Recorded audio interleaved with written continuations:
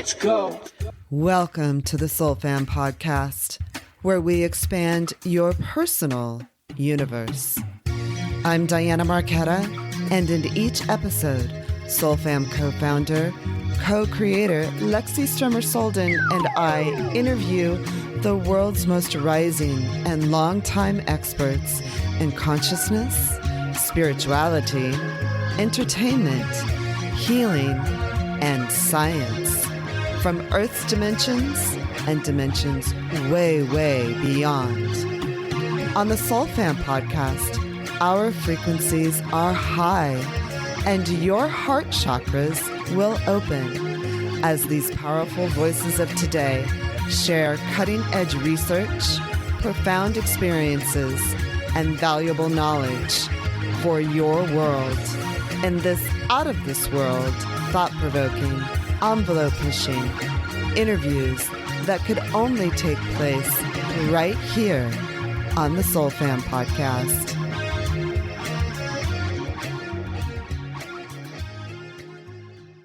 Enter the conscious world of Chris Anatra, known as the quantum businessman. A software entrepreneur, Chris shares his daring journey into other realms to discover what this reality is all about. Today on the Soul Fam podcast, we are really grateful to have Chris Anatra with us. He is known as the Quantum Businessman on YouTube and his own website. Chris has introduced some interesting and sort of far out concepts that we feel very akin to, frankly. And we're here to share and explore and have a deeper understanding of some of Chris's experiences and share his knowledge with our audience at the Soul Fam podcast. And here's Chris. Nice to be with you. Nice to be with you. So appreciate this and super excited and a little intimidated because you have a really interesting and unique background, as well as sort of some of your concepts seem a little mind-bending. And I say concepts, but they sure feel like reality to us. Exactly. And I think what's really interesting is that somebody wrote me and they said, Chris, when I first started listening to your videos, I thought you were crazy. And then the more I listened, he's like, I can't believe it. Like now I'm starting to agree with everything you're saying and I'm starting to see your perspective where I never saw it before. So at first I'm a little bit out there, for sure. But then the more you watch and then the more people begin to have their patterns forming, their pattern recognitions forming from other things that they've learned, things that I say, things that just resonate with them, especially in their heart, then it all begins to make sense. And for me, it's about unraveling what this reality is really all about. So your background's really interesting, both from a religious perspective, but as a tech software engineer, would that be the right term for you, or just as you run a great business? Yeah, so I definitely am in the software world. Started like when I was very young, got involved in writing software for food distribution. And probably for the first 10 or 15 years that I had this business, I did all the coding, I did everything. Like if somebody had a question, everybody came to me all the time.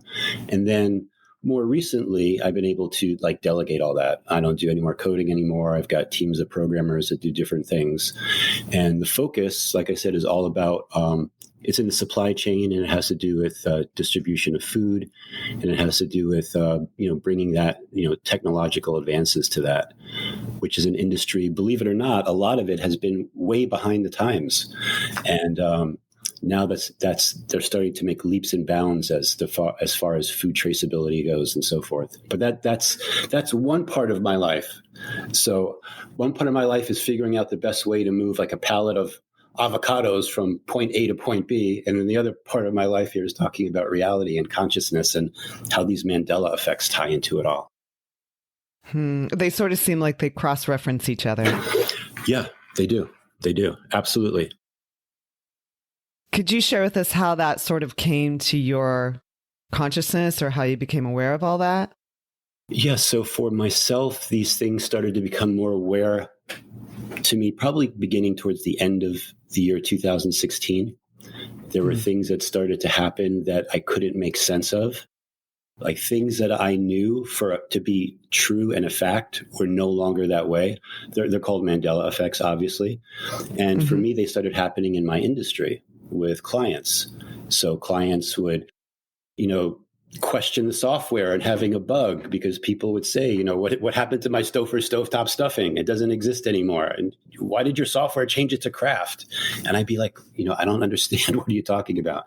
Same thing with like Haas avocados. A lot of people remember them being spelled HAAS. In this timeline, it's always been Hass, HASS.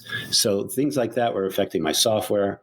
People were like, there were reports people were generating that didn't match what they remembered, like sales figures and so forth. And we'd have to spend a lot of time going through and analyzing the data and showing them that the software was actually giving them the correct numbers.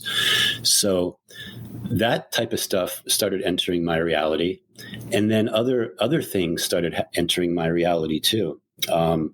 Again, these Mandela effects. The big one that hit me at first was related to the JFK assassination. That was a big one for me. And that continues to change to this day. I created a video I put out maybe a month or two ago, and part of the video talks about all these changes to the JFK assassination, including, well, the first one that got me is I always remember 4 people in the car. Now there's always been 6, right? And now there's additional films. There's the Orville Nix film, and he shoots that from the other side that Zapruder shot his film. So now you see 2 different angles. And then there's another film, Marie Muchmore. So it's like that wasn't in my reality before. And I knew that whole scenario and all the different conspiracy plots and so forth. Those films were completely new. So as we advance in this reality, and as these timelines start to collapse and merge, all this other information starts coming in that we call Mandela effects. So in reference to the Mandela effects in your software, did you think it was a glitch? Did you think there was like somebody pranking you, those kind of things? Yeah, at first it became like a concern, like what's going on? And then I started doing some research because for myself, when I would go out, I would fly around the country giving product demos, showing how the software worked. We always, for whatever reason, one of the lines like on purchase orders and invoices was always Haas avocados. So every single one of all these demos I did, hundreds of them, that was always in my face besides going to the supermarket. So I knew how it was spelled. I saw it for years and years of my life. And then you go online and it's like, it's never been that way. It's always been HASS. So I'm like, what is going on? It hurts your brain at first. It really does, especially the religious ones, the ones in the Bible. Those are tough for a lot of people to deal with. So, yeah, those type of things were really. At first, it's like you don't know what's going on. And do you trust yourself? And then it's good because it leads to all these other questions, and then these other questions can start to be asked, and then doors start to unlock and open, and you start to get just more information that you never knew of before. Did you feel like it was sort of a natural evolution? Because sometimes that feels like that's what happens. Like we were talking about, or not you and I in particular, but in your videos, like Kiev is now spelled differently than it used to be. And I'm like, well, I don't know who made that decision. Is it something about the way the terminology is? Is it phonetic? What is it? Yeah. So Kiev, Zelensky, that guy. Does his name end with 1 Y or 2 Ys? I keep seeing it both ways. A lot of people that are Ukrainian will say that, it's both ways. Like Kiev there's a Ukrainian way and the Russian way, that type of a thing. Which is a way to possibly explain those type of things. Even the Ukrainian flag, I used to see it with the trident in the center. And now I just see just yellow and blue. But those type of things. So those type of, you might call them Mandela effects, may not be the best ones to use because people can say, oh, in Russia, it's this way, and in Ukraine, it's this way. So, okay, that's fine. But there are far more like really like crazy stuff, like really, like stuff like when people talk about Mandela effects, one of the things that annoys me a little bit, they're always talking about the same stuff. Like, does Curious George have a tail? Is it Jif or Jiffy peanut butter? But there's a lot of like really interesting ones. Yeah. Yeah, let's go crazy. Like what happened with Stouffer's stuffing? Did you say something about that? That's an interesting one, because how could you make that up in your mind? Like almost everyone that I talk to that's at least the age 40 and up has heard of Stouffer's stovetop stuffing. But how did you make that connection? Or I'll ask people that maybe are a little older that have watched the I Love Lucy show. I'll say, like, fill in the blank. Like if you watch that show and you remember like Ricky Ricardo coming home upset, and he walks in the door and he goes, "Lucy, you've got some blank to do." Splaining. If you were to fill in the blank. Splaining. You've got some splaining to do. Right. Do you agree with that, Diane? Or explaining. Diana? Well, I don't remember. Okay. That's okay if you don't remember. Most people will say splaining, because that's what we remember. Is he had that like accent and he couldn't say the word explain properly. So he would say, "You got some splaining to do." So why did your mind do that? And not just you, but millions of people that have watched the show, they'll all say splaining. They'll all say splaining because that's what we remember. But in this timeline, he's never said that. He's never used that phrase at all. And I remember many, many times he would say that. But now in this reality, it's not there anymore. So Stouffer stovetop stuffing, you got some splaining to do. Like, how did our minds, like, what's going on with that? Could it be that we actually have a memory and we actually remember it being that way? So there's something about Stouffer stuffing also you talked about recently, about sort of the energy connected to that, and how the energy as a collective connected to that may actually be feeding something else. And I'm not putting it in really great terminology, and I'm sure you can explain it better than I can. Yeah. So one of the things that I like to do is kind of go deeper, because I feel like a lot of these Mandela effects are not just surface level, but there's usually hidden meanings. There's more going on than perhaps on the surface, what it appears to be. So when going deeper, and I have my method of doing this, and a lot of times when I do this kind of stuff, I'll confirm with, I have some friends that also read the Akashic records. I'll try to confirm things with them as well. But when it comes to Stouffer's, like, why would it change from Kraft to Stouffer's? Like, what's going on with that? And then what we found is that there is a direct connection between CERN and the stuffing mix, which had to do with stealing the light of families that would get together. Because if you watch the video, I kind of go into more details about it. But basically, the concept is when families come together, they create a special kind of light. And everything, a lot in this reality, all has to do with light, energy, frequency, and vibration. So they create a special type of light. And there are other entities that desire that light.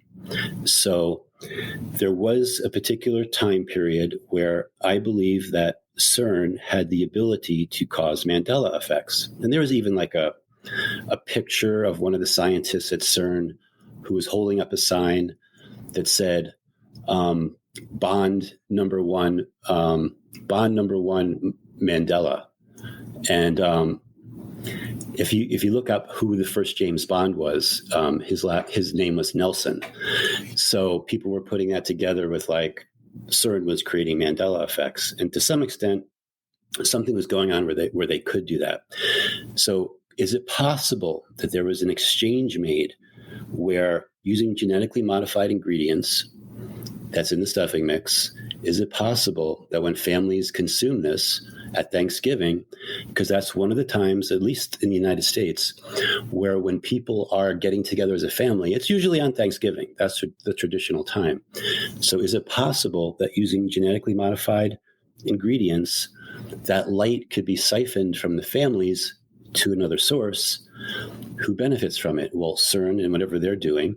And also Kraft now benefits because now they get all the sales, the monetary income from Stofers. So it's like crazy, far out theories, but it gives you something to think about. Are these things possible? And, what are the Akashic records? Where's that data coming from as well? So all these different things are what I try to explain in the videos that I create. What would be the motivation beyond monetary for Kraft or the founders of Kraft to benefit from something like that? Yeah, beyond monetary, I couldn't really answer that question. What's interesting too is that I was on an HBO show called How To with John Wilson, and we were talking about stovetop stuffing.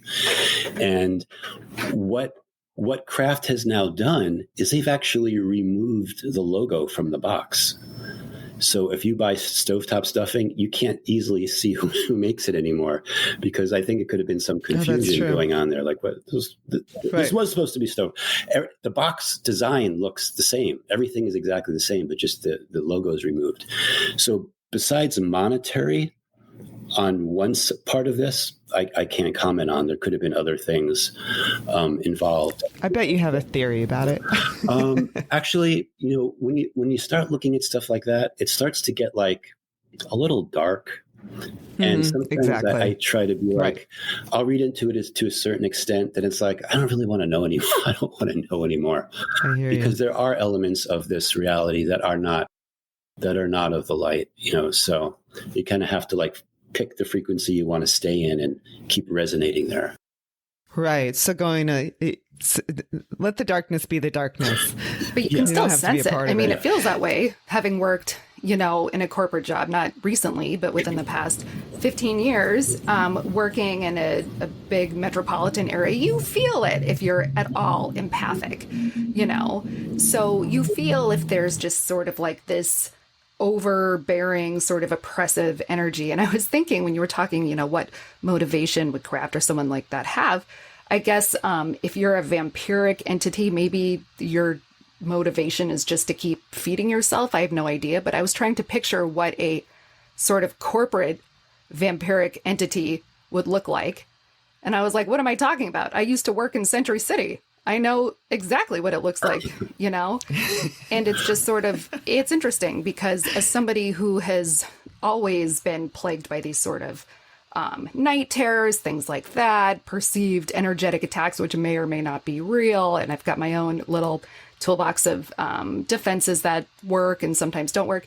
It's really interesting because I think a lot of empathic people have similar experiences and maybe they don't want to share.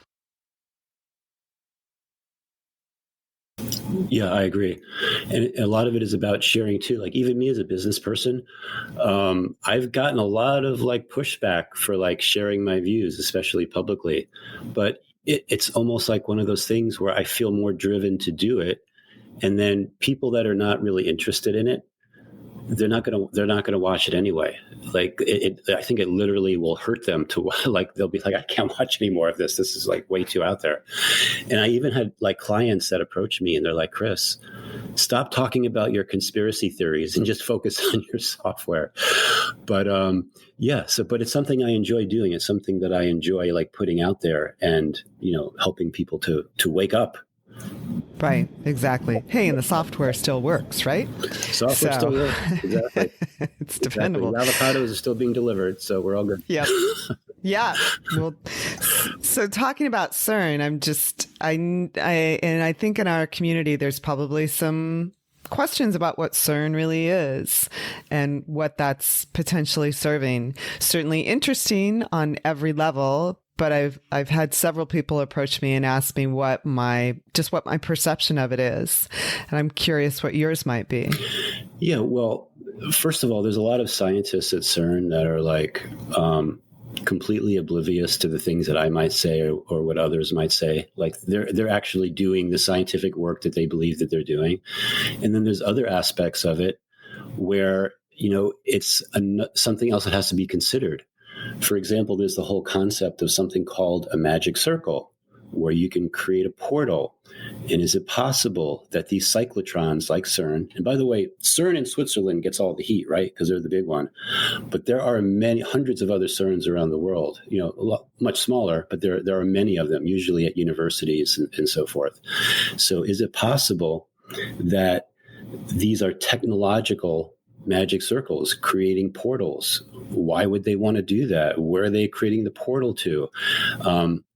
Is it just to discover the Higgs boson and other types of exotic particles like that, or is there more going on? So I believe there's more going on different layers and levels as well. One of the things I talk about is how CERN can also act as an electric fence, so that certain entities that are trying to escape this matrix are brought back into it because of CERN. Not necessarily CERN itself, but even the other cyclotrons. And other cyclotrons could be changing our reality in something I call timeline insertions, so that, and those manifest as Mandela effects, where things that are in the historical record are not the way people remember it anymore. So when you look at timelines, almost like editing a video, all of a sudden someone decides they're going to insert something at a certain point. So there's all kinds of reasons for these cyclotrons to have. And it's just all the different things people should consider, and then just see what resonates with them as truth. And even what you consider to be truth today or not truth today, things could change a week from now, and you could be like, oh my God, that is right. So. Right. What's misinformation today is information tomorrow. That's totally true. Exactly. So it dawned on me, and we can probably talk about CERN for a while, but it seems like it could be a means of communication or military related or whatever. With me, you can kind of dive deep with all of that. But it's interesting nonetheless, and a good point to bring up that there's several colliders around the world, not just one. Exactly. So they could be acting simultaneously, because we're not always aware of what's going on. And, frankly, a lot of people don't care. So, or you're busy with your own life. It's not that you don't necessarily care, but it doesn't always, put all the puzzle pieces together, which is interesting that seems like that's part of your motivation for doing what you do. Yeah, that's definitely most of the motivation. I also feel like I am being my authentic source, or whatever it is that's motivating me, feels like I have the motivation to do it as well. And things come together so that I can create these videos. I have the resources to do it. And yeah.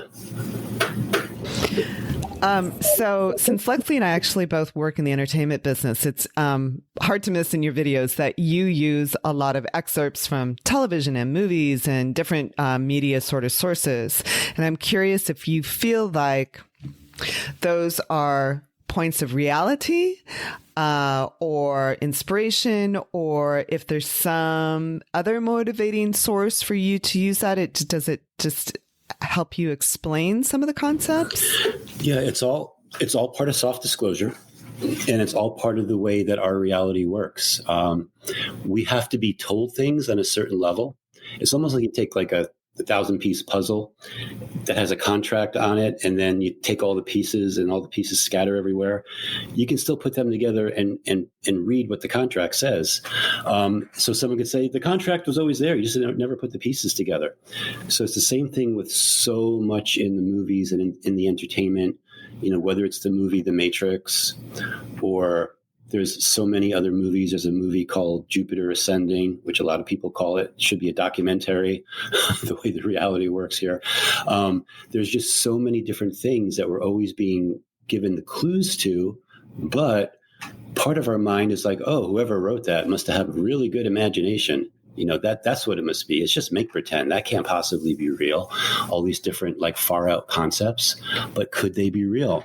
And a lot of times I believe that we are being communicated to us one way or another, whether the person that wrote the screenplay like actually understood what they were writing, if that information was downloaded to them somehow, or they actually knew. This information is being fed to us, and it's up to us if we're going to actually like put the pieces together. So I love using soft disclosure. It helps me explain so much, and not just from sci-fi in fantasy movies, but even Walt Disney classics. Those, like, everything has got some kind of soft disclosure in it somewhere. I could watch a movie and be like, oh my God, they're revealing this, and I don't think anybody's getting it, but that's what they're revealing when blah blah, whatever it might be.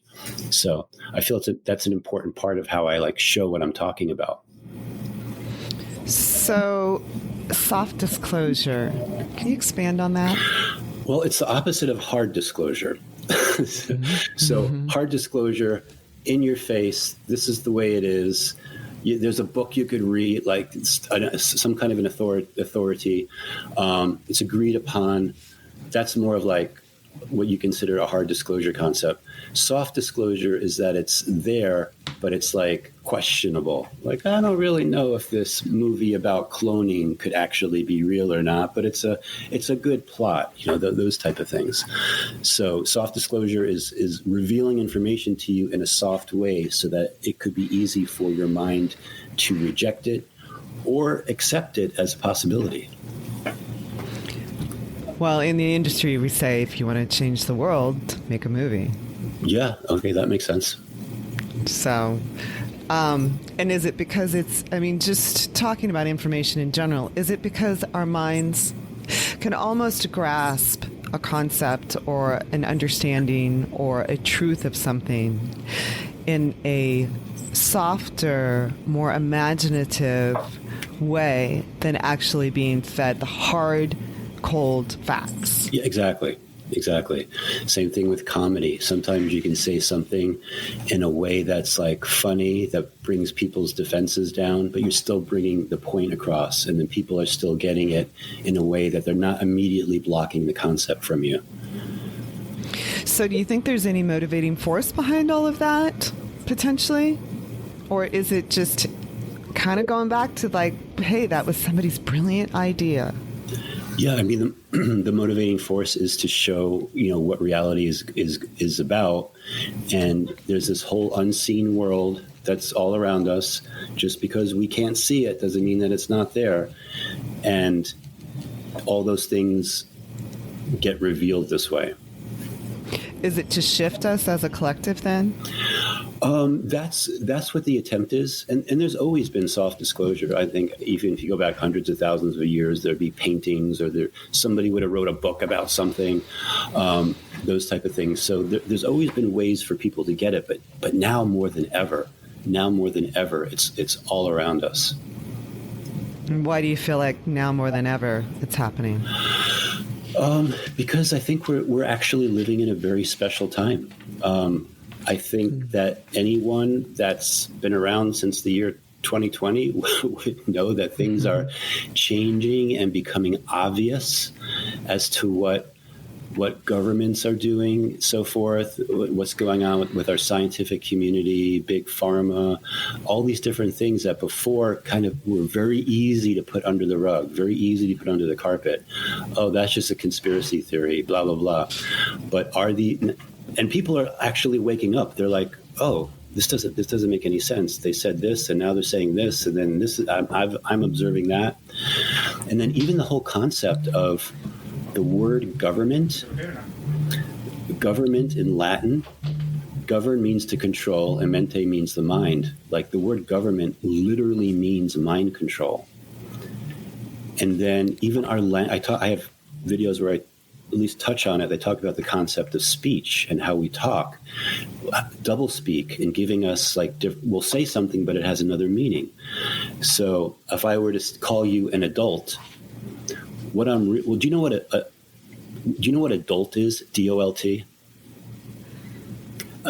No. If you look it up, adult is an idiot. So if you call someone an adult, you're calling them an idiot. So that's just one example of many, but the way that our words are created and formed for this language that we speak, we're casting spells and we're actually given hidden meanings to things that we don't even realize. So, and it just goes on and on and on. Like one of the last videos I made, I talked about the word prophet. And, what is a prophet of God? A prophet of God is someone who gets messages from God. What else is a prophet? A prophet is financial gains. So you have one word for someone that's supposed to be getting messages from God, and then the other meaning to it, as far as the speech goes, is financial gains. So do prophets bring financial gains for the religion that they're in? Yeah, they actually do. So, but our whole language is like that. Like when you get up in the morning, you awake, right? What's awake? It's a funeral. So, and then if you say good morning after you awake, morning is when you're like sad, like at a funeral, you mourn for someone. Throughout the weekday where you're very weak, and it doesn't end there, your weakness goes to the end with weekends.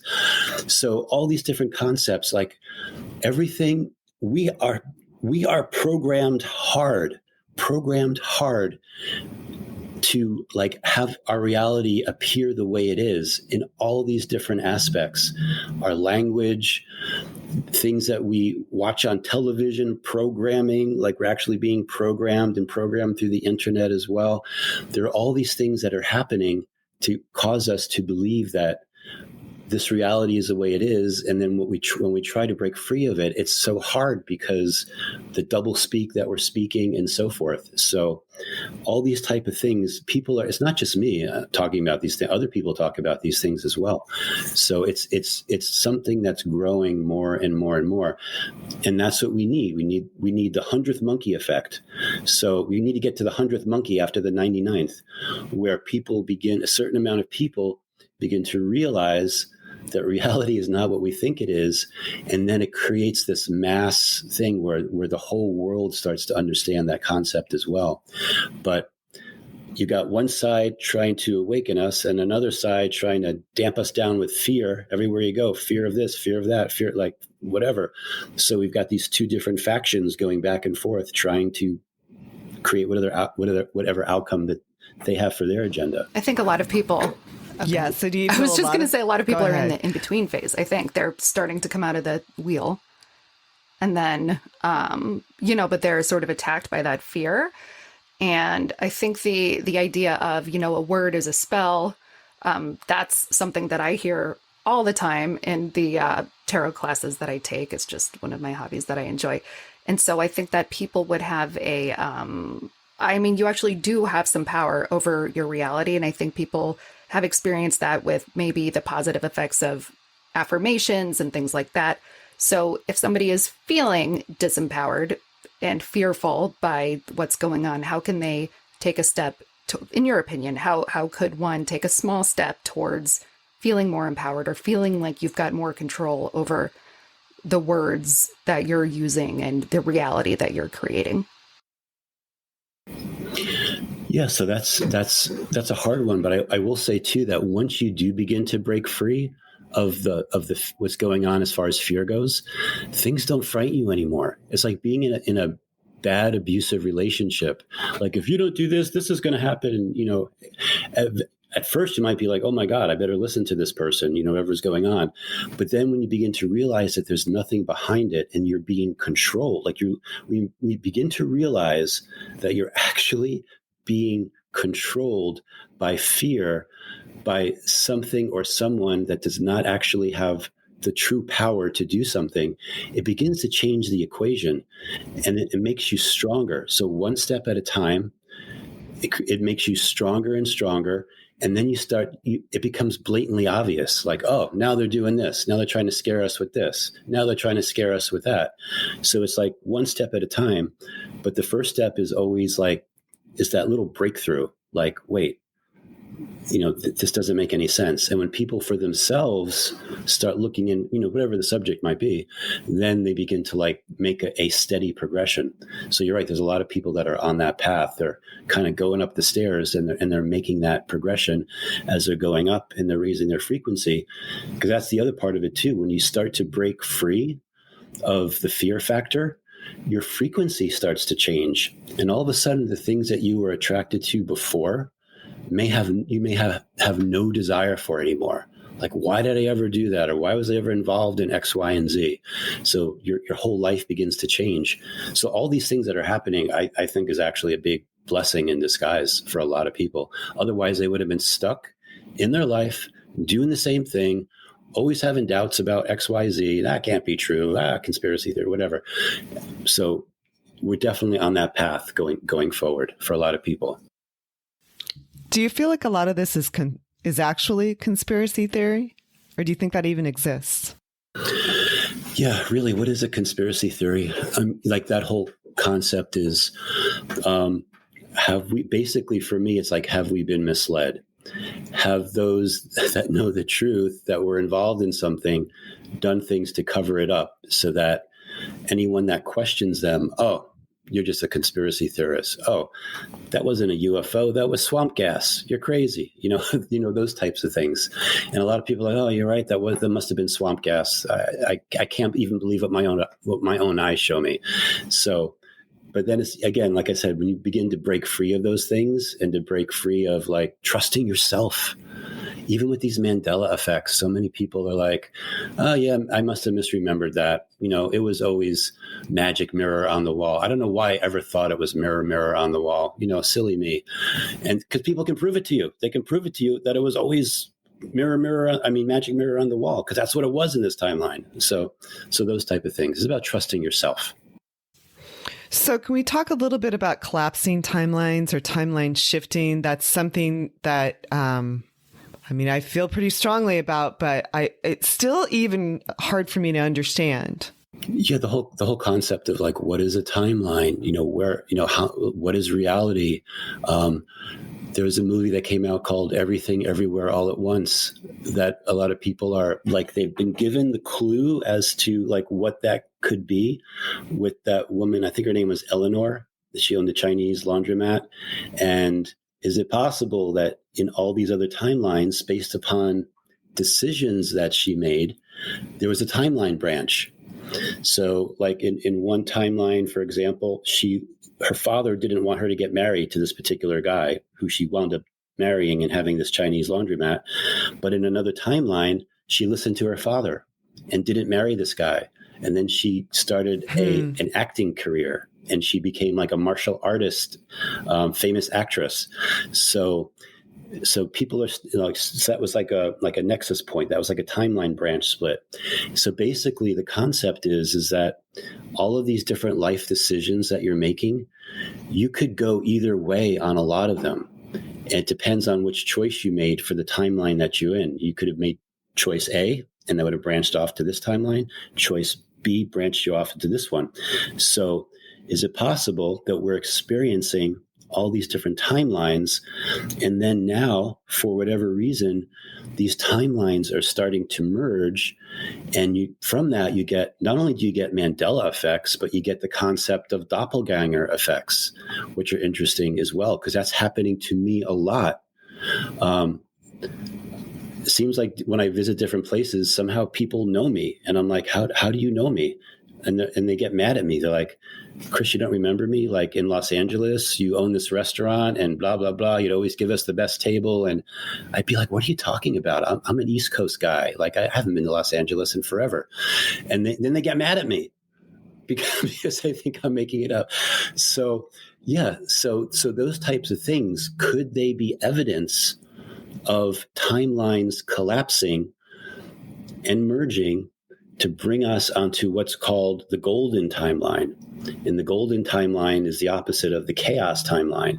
So is it possible you've got a whole series of these timelines that are collapsing and merging, putting us up on a certain path, and you've got another sequence that's going down to like a more of a chaotic timeline where governments do take full control and all that kind of stuff. So And then, and then you observe Mandela effects from these types of things as well. So that's kind of like a basic about how these timeline collapses and merges might be working. So there's I'm going to shout out for this show because I love it, called Outer Range, which is on Amazon Prime, and Josh Brolin is the lead in it. But it talks a lot, or it begins to talk about time travel and time collapse and what happens in different timelines and how maybe people are jumping from one timeline to another. So I'm super curious to know a little more about how you feel about the golden timeline versus this sort of chaotic timeline. And I'm sure that there's a lot of science about the chaotic timeline. Yeah, it's a concept. I don't know if science actually talks about it, but it's at least one of those esoteric concepts that talk about, like, in this time period, will there be a division of timelines to this golden timeline? Some people call it the graduation timeline, where we reach a new level of understanding and then we become true creators of our reality. We can manifest easily. We can create, build. We find our soul fam podcast.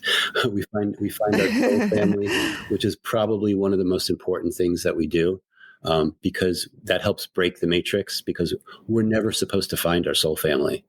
That's they purposely, I say they, however you want to look at that situation, we're purposely, mixed up around the world so we can't come together. But when we do, it creates a special kind of energy.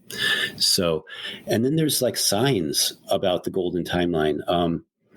I do these podcasts with this group called the International Mandela Effect Conference. They go by IMEC, IMEC. And we talk about the golden timeline a lot. We talk about the golden mandanimals.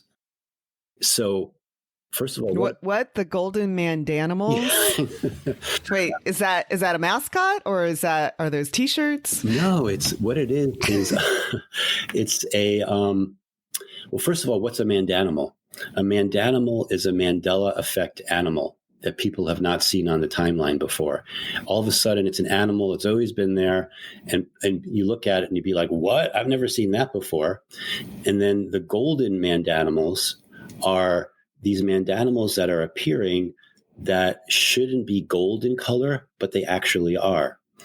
And one of and it's, they call it lucidism.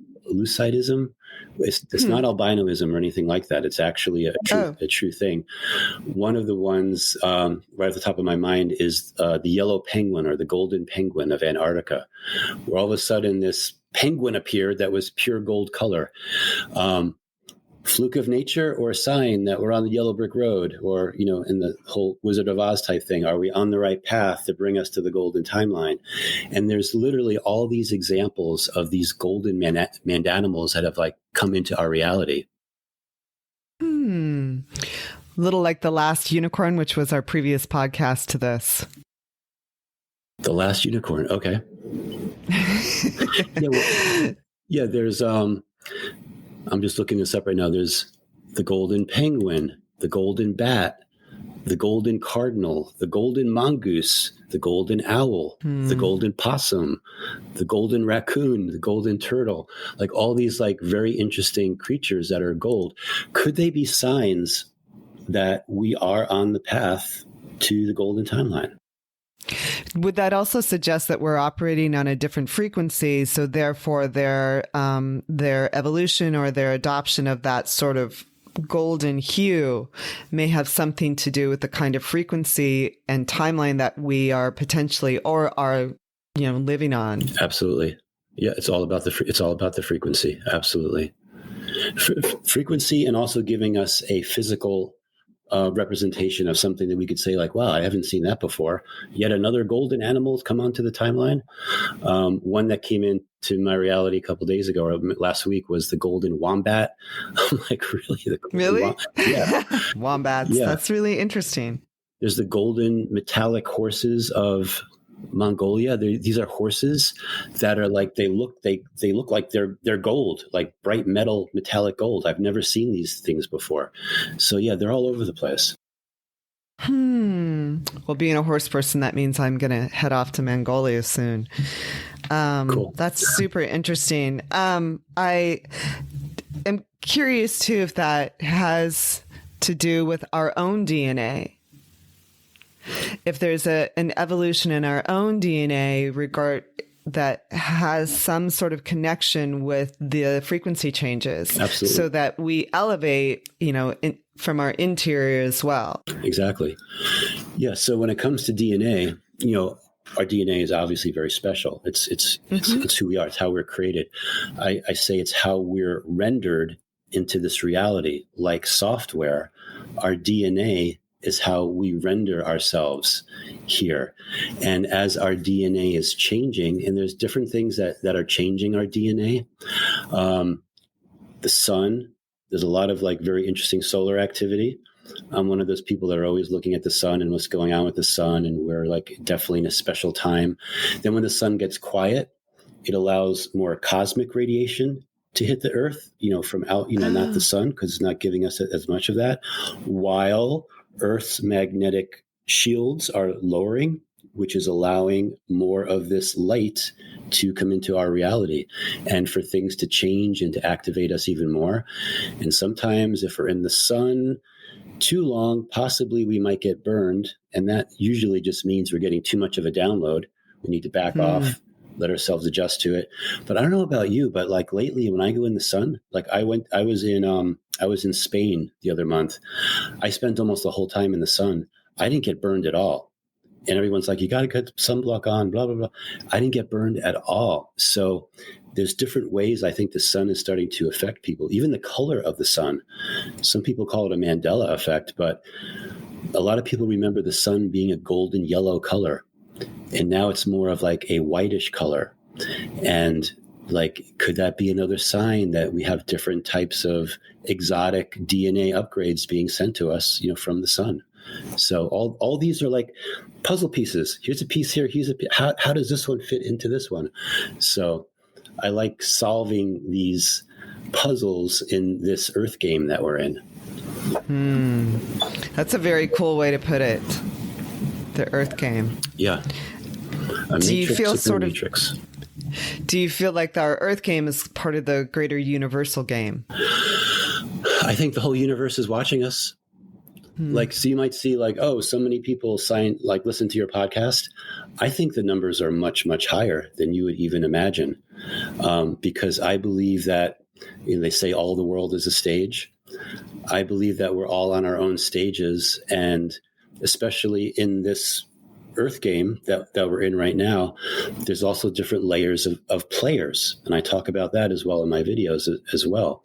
I talk about the concept of the non-player characters, which if you've heard of Dolores Cannon, she called them the backdrop actors, so to speak.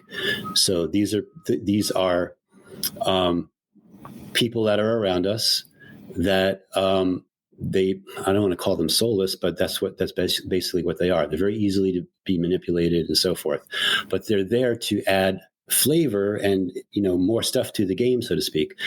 Then the next level are the player characters, and then the level above that are more of the elite player characters. I call them dragons or founders, but they're another level of players that are also in the game.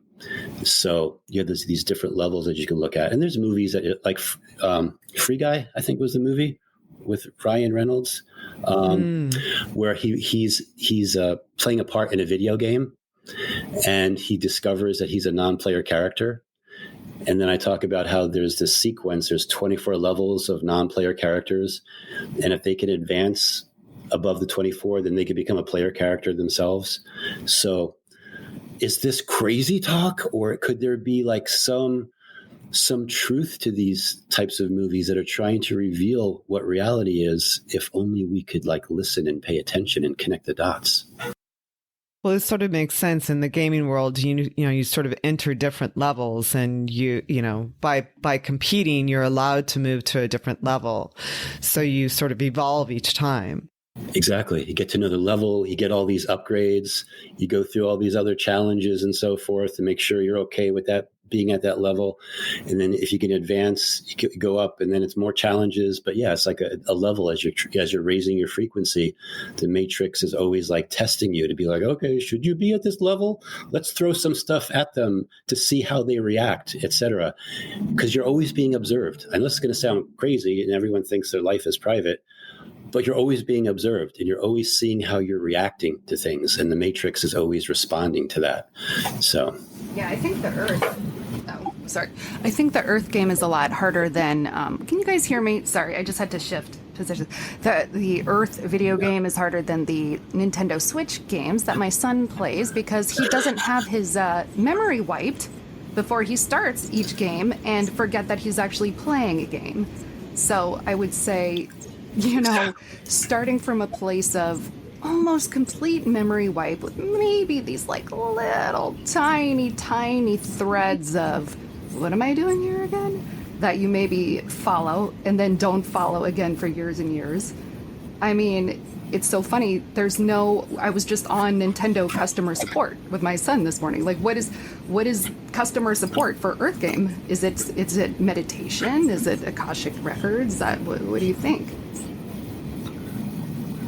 What Nintendo support is? For the Earth Game, like what would be the equivalent here? If you're like, I'm having trouble with my avatar. I don't even know if they're this is literally the heart. For you to get into this game, you have had to be a champion at other games, first of all, because it's like that movie Groundhog Day. Like the movie Groundhog Day, Bill Murray at least remembered like the day before. We don't have that luxury. Like, so we could live this life and we could not make it to where we're supposed to be. Then they'll loop us back and we live it all over again. Are they going to get it right this time? Nope. So we could be in a continual loop and we have no idea because our memory is getting wiped. So what an advantage it would be if our memory wasn't wiped. Then we could probably win this game really fast. We know all the mistakes. We wouldn't make them. 2 or 3 tries at the most, we'd be done with this. But this is the hardest game in the universe, and we are being watched and observed. And to answer your question, I can't think of any other game that's as advanced as this. There just isn't. Just the way the reality works, how real this is. That's the thing too. It's like we're born into this world, and this is all that we know. So it's easy to fool us because this is all that we know. We have no memory of who we were before or what we were before. So yeah, this is actually the hardest game that's ever been created. And for those of us that are waking up, we should realize that in other games, in other types of situations, we have been champions before. So at least find solace in that. We can find our way out of this one too. It's interesting words for especially right now. We're navigating a lot of different things, whether it's economics or the climate or disease or virus or whatever it might be. So I feel like I'm always constantly like, what's the game? What I know I have something in my toolbox for this. What is it? I know it, but what is it? I just can't remember. Yeah, that's part of it too. It's like sometimes we have an inner knowing about something, or like, this is familiar, I should know this. Or you get the deja vu feeling, like what really is deja vu? Is it us actually, is it a glitch in the matrix and we're actually remembering something? So yeah, all these things are like the clues. We don't have all the pieces, but it's like the clues. We have to put them all together. Okay, so, right, I love this great adventure. These are certainly interesting aspects to kind of go down different rabbit holes. And honestly, I don't know that it's even a rabbit hole at this point. It's just truth, perhaps, or what we deem as truth. But what's the point? What's the point of the whole Earth game? I wish I could tell you exactly what it is, besides I believe that in this lifetime, if we can raise our frequency and get to a certain level, all of a sudden we're going to get all of these upgrades and all of these gifts that start coming in. Like I said before, like the ability to easily manifest things, the ability, and it's something that comes with great responsibility, because as soon as you become a good manifester, you have to be really careful and like really watch your thoughts. So is it possible that just in this lifetime that we're having, we can make all these, if we get to a certain point, we can make all of these advancements? And, sometimes I'm wondering, are we just creating entertainment, for something outside? Are we being energy harvested? Is there other things that are going on? What is the earth? Why is it so valuable? And the earth is, in this universe, the earth is the jewel of the universe. This is an extremely difficult place to get into. And it's beautiful. It's wondrous when you look at it from a certain aspect, and other aspects it may not look that way, but it is a very, very special place. So focusing on this life, I think that we can start to unlock these things to help us like level up, and literally create the best life possible. And then beyond that, I'm really not sure. Besides, we like the challenge. We're gamers. We like the challenge. It's true. We're all gamers, one way or the other. Yeah. How is it that we're the jewel of the universe? I happen to believe this too, but why and what leads you to feel that way? I don't think there's any other planet that's quite like Earth, like the diversity that Earth has here. Some people have referred to it, I've heard them refer to it as a DNA farm. And I believe that. I believe there's a representation for everything in the cosmos is on Earth, some way or another, whether it's microscopic to like large mammals or whales. Like there's other representations of it, and that the Earth is special because it can create all these things. And then in one of my videos, anyway, I talk about there's a concept of the terracotta warriors in China and how unique they are. Like every single out of the thousands and thousands of terracotta warriors, everyone is unique. Like they've done forensic analysis, I believe, of the ears anyway, and all the ears are different, and ears are like a fingerprint. So what are the terracotta warriors? Those, like as an example, can help protect your DNA experiments on Earth. So they're like, this is like another aspect of what Earth is, and why all these there have been invasions of Earth in the past, and the different falls of Lemuria, Atlantis, different civilizations. Like what's going on with all that? Like why do all these beings throughout the universe want to come to Earth and they want to own Earth because of its riches? So it's the jewel because it's very special in a lot of different ways.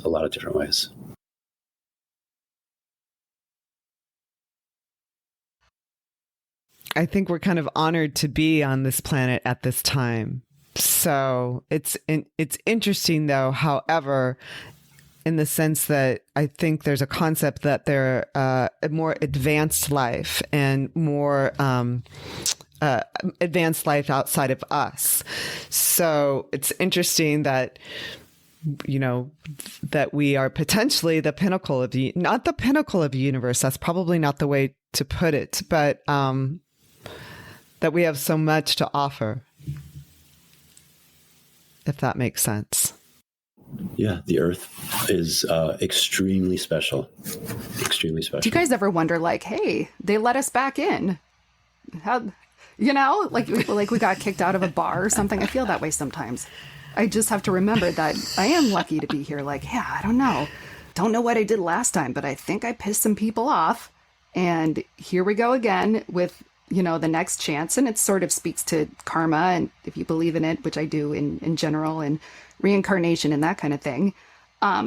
So is it possible that the civilizations that kept falling and coming back again, is it possible that that's us and we're them and we're one and the same and it's all energy and that it's just different names?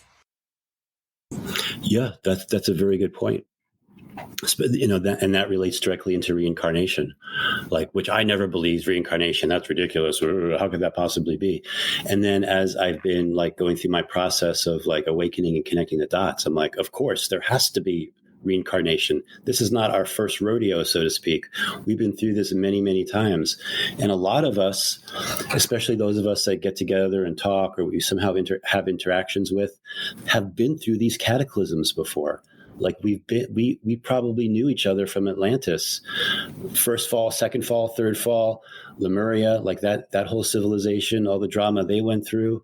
And there's been others as well, ancient Egypt, Mayans, like all these different civilizations that we all have a connection to, and we all could have like very well known each other, but because we have a mind wipe, we can't remember it all, except if you could go get into the Akashic records, which is like another way of like getting the data from the reality that the Matrix doesn't necessarily want you to have access to, or doesn't want everyone to have access to, for sure.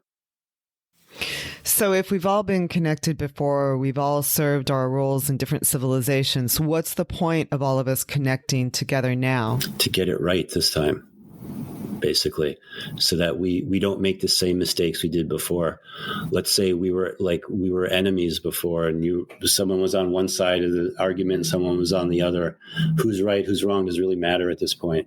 So right now it's a matter of like bringing these things together and like having us get it right this time, so we can actually progress and create not just a golden timeline, but they talk about the cities of light and the whole concept of like having a reality that brings us joy and bliss, where our hearts are open and we're all radiating and we're all like having wonderful communication and inventions and education the way it's supposed to be. And is that important for the existence of the universe? Yeah, because we're setting an example. Like that's one way to look at it too. Like, so we're like I said, like we're being observed, like everything we're doing, we're being observed. And like, are they going to get it right this time? Or is it going to be some other weirdness that happens to them? So yeah, let's get it right this time. That's how I feel. Very cool. Yeah, I appreciate what you talk about and and that we can sort of talk in these very expansive ways and explore all of this. So what are your next plans? Do you have any next plans? Are you in the flow of things and just allowing things to come through you and continue to work as the quantum businessman? Yeah. So like, I feel for myself, like I'm going through an evolution, so to speak. So quantum businessman, I don't know if that's really fitting who I am anymore. And the whole concept of going from business to blissness. And when I say that, what I mean is that there's going to be new energy. There is new energies coming to the earth, where I believe that we will only want to do the things that bring us joy. Like our whole debt-based economy system, where you got to go to work 9 to 5, pay the bills, you're still in debt, blah, blah, blah. You're trying to like inch your way ahead all the time. I believe all that's going to be ending. And we're only going to want to do the things that bring us bliss and happiness and joy. And in turn, when that stuff happens, you naturally become abundant. So abundance starts to come to you in all different ways. And it's not a greed thing or anything like that. It's just abundance is really always having what you need. You don't have to be a millionaire or a billionaire or anything like that, but it's always having whatever you need whenever you need it. And that's really all that you need in life. You don't need more than that. So I'm working out a way to make a transformation from quantum business to quantum blissness. And I also, like, one of the things I've been shy about for myself is light language. So I had created a video about light language, where I had gotten a light language activation, where I began speaking this very unique language. And for people that are like familiar with light language, already know what I'm talking about. But there's different dialects of light language, and I speak a very specific one that actually can alter like DNA, so to speak. So I created a video. Again, this is something like, should I do it? Should I just keep it to myself? Because I'll like walk around and all of a sudden I get inspired. I start speaking light language and using hand gestures and doing all these other things. I figure I'm already out on the ledge. I'll go a little bit further and reveal my light language. So I did a light language soul fam homing beacon. And the whole purpose of that was to create a homing beacon within you that's only for your soul family. It's camouflage. So if any other entity tries to find it, it doesn't resonate. They can't find it. But it allows your higher selves, or right. Actually, I'm changing from that too. A lot of times I talk about the higher self, but now I'm more into your direct pure source connection than I am any of the middlemen, so to speak. So can your pure source connection start chess moving things so that these other parts of your soul family, you can start finding each other, whether it's by, you go someplace and you run into someone that you're not supposed to run into, or you take a vacation someplace and you meet people there that you have, or just meeting the right person, you feel like, wow, I really like this person. Like you feel like your heart opens up to them because you've just found one of your soul family. And then if you do more things together, you literally break the system because you're never supposed to find each other. So I created this like light language activation that creates the homing beacon, and it's having success. I'm getting reports from people that they're finding their soul family. It's definitely been working for me as well.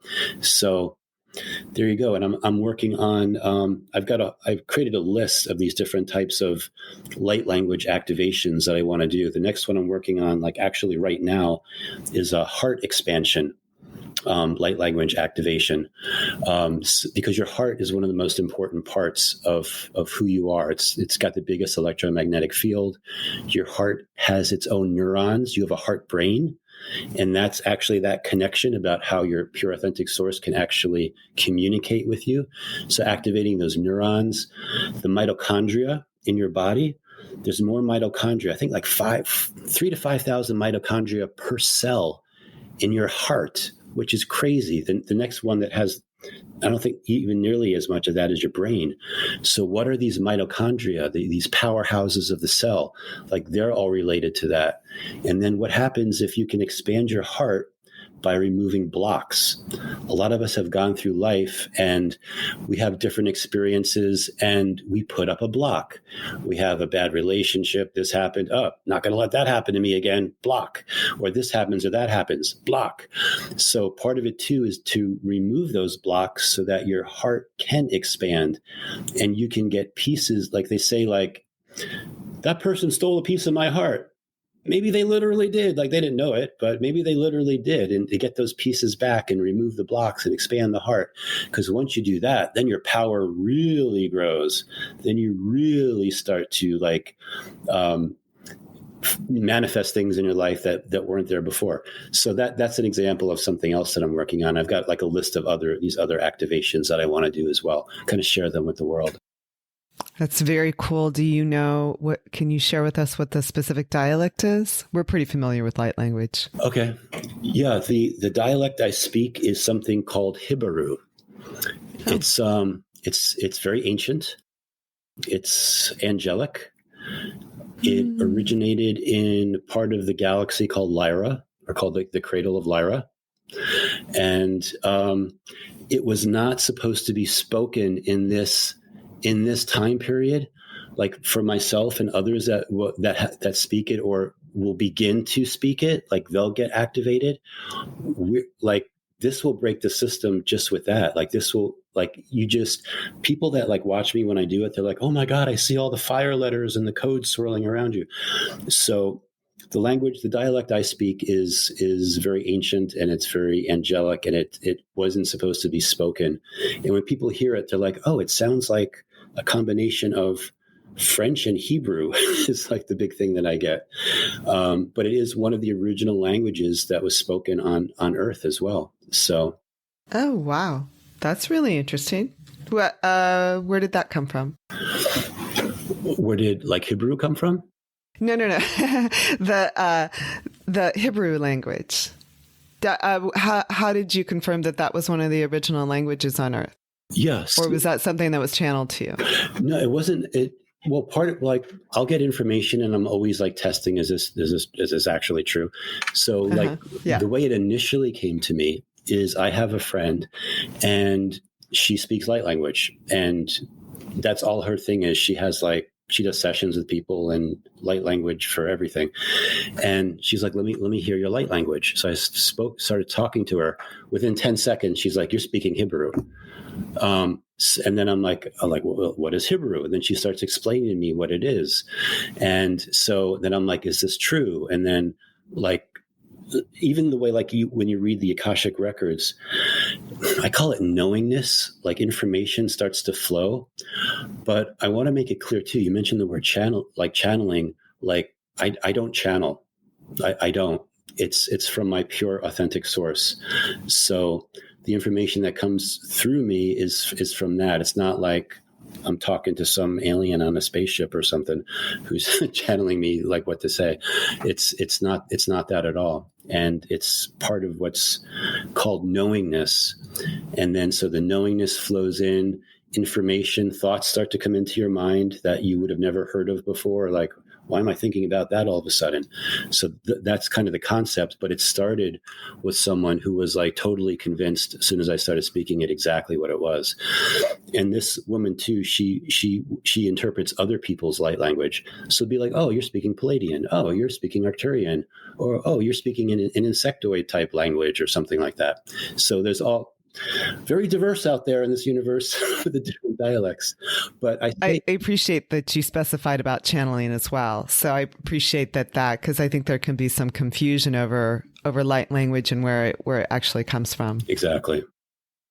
Yeah. And I say if you have like vocal cords and a tongue, because people are like, well, why are you even bothering with light language? You should just be telepathically communicating things. But if you have like vocal cords and a tongue, and everything is energy, frequency, and vibration, you can actually change the reality around you with the words that you speak and what comes out of your mouth. Wow. Okay, so I just realized what time it was, and I feel like we went into a whole other dimension here, Chris. So, like, I seriously feel like I just disappeared into something else. And I realized back here on Earth time, we've actually taken a lot of your time. So I would love to close this, if you don't mind, with some light language from you. Okay. If you give me an intention, do you have any type of intention you'd like me to say? Well, since this is a Soul Fam podcast, I think connecting with our soul fams is not only a powerful thing, but a very reassuring and beautiful thing. Okay. All right. So the first thing I do is in the computer world, we call it a handshake, where basically my higher self will say, hello, this is who I am, and this is the information that's going to be coming through, and your higher self or your pure source connection can verify that. So I'll start with that. Montiana tukiano pala tushesa, maquiano piasa wa, lamitua sisha, tianoa tuaqua, tarioto michiano pia, paquale mesa, pashutu, miniataka. Okay, now I'm going to talk about remembering who we are. Boriososo, Pasusasayano, Nyotomatia, Tiakusho, Shosa, Soso Yinianata, Paqualia Shuso, Tenyanitia, Kakakwalakush, Sopanlionomitiatua, Koisha, Tusha, Tuti, Matia, Tuku, Social Malakiata. And then now, I'm going to also be setting a frequency so that we can all help each other find our soul family and continue in that process. It's been a long journey. But finally, we're finding each other.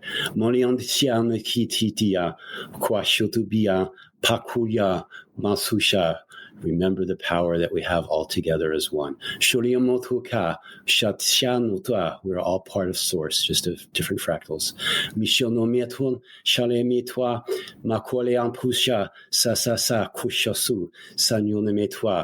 And may we all stay on the right path, onward and upward. Takuyo, Shanitasa, Shalakodisigat Uktiasha, Ukian, Tutikatkodishkum, Liamitwa, Tushata, no matter what life throws at us, Shasunyaka, Shatuka, we will remain strong. Mawale Pukush, Sasha, Wa Shuliampo.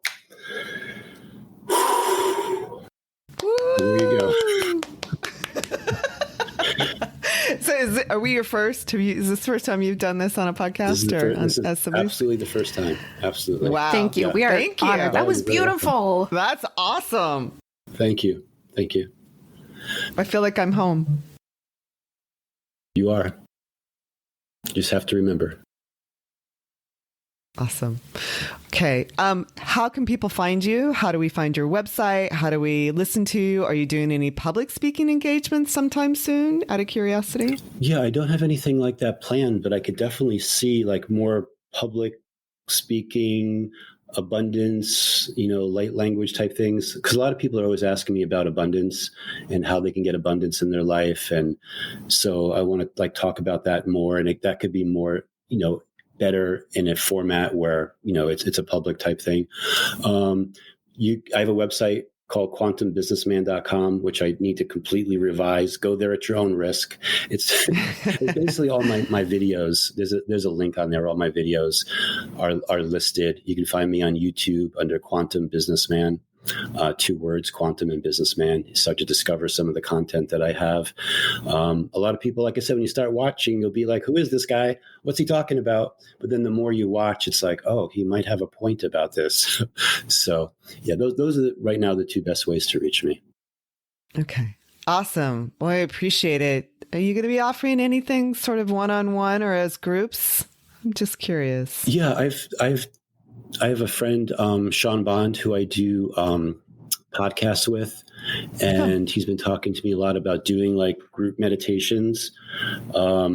So that, part of it would be like light language and different activations with that. And then he does his thing with the meditation, so we're actually continuing to talk about that format and how we would put that together. So we'll probably have something for that by the end of the summer, which actually is almost upon us, right?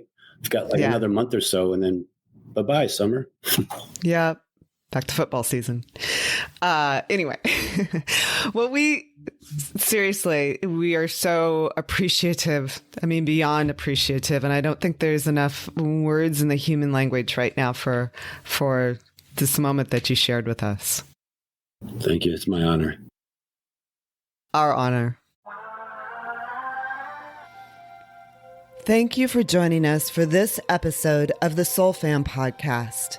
Be sure to tune into every episode where we dive into a different rabbit hole of the known and unknown to empower you in conscious living and exploration of the greater universe.